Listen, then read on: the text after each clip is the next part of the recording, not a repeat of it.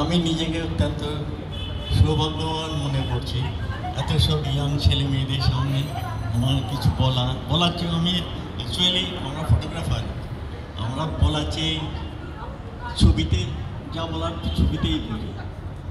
তো সেই জন্য আমি একটা ছোট 104টার মতো ছবি আছে স্লাইডে, ফ্রেন্ডশিপ। এই ফ্রেন্ডশিপের নিয়ে আমি অ্যাকচুয়ালি এটা কোনো স্টোরি নয়, এটা একটা স্টোরি থাকে, তার বিগিনিং, তার মিডিল, তার এন্ড। এটা কিন্তু তা নয়। আমি রাস্তাঘাটে ছবি তুলি প্রায় 60 বছর হয়ে গেল আছে। তো তার থেকে হঠাৎ মনে হলো এর মধ্যে তো অনেক মানুষের সঙ্গে মানুষের রিলেশন আছে। এই রিলেশনগুলো যদি আমি একটা ফ্রেন্ডশিপ আকারে একটা কিছু সংকলন করে দেখাতে পারি তাহলেই হবে। Basically documentary, human documentary. এর মধ্যে কিছু কোনো স্টোরি নেই, সব স্টোরিরই লোকজন আছে। যতটা সম্ভব আরও কিছু আমি অ্যাড করতে পারতাম, কিন্তু পরিণামটা একটু বড় হয়ে যায়। তো আমি মনে করি কথা বলার চেয়ে ছবি দেখাটাই ভালো।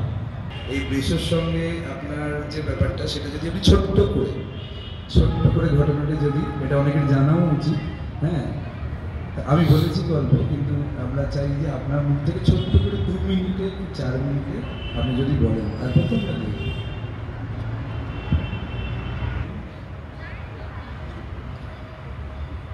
সেটা দাদার উপরে সংক্রামিত হয়। দাদাও ছবি তুলতেন, উনিও প্রফেশনাল ফটোগ্রাফার ছিলেন। বাবা ওনাকে জার্মানিতে পাঠিয়েছিলেন ছবি তোলা শেখার জন্য, কমার্শিয়াল অফকোর্স।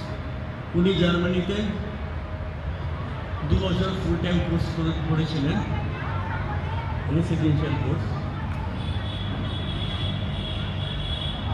তো তারপরে ওখানে জার্মানি থেকে চলে আসার পরে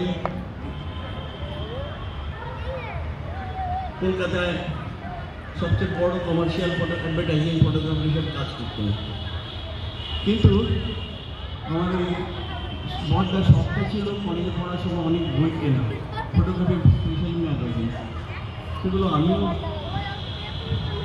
আমি সেই সব ছবি দেখতাম। ফলে আমি বাবার দাদা করতাম, কিছু কিছু মনে পছন্দ করে।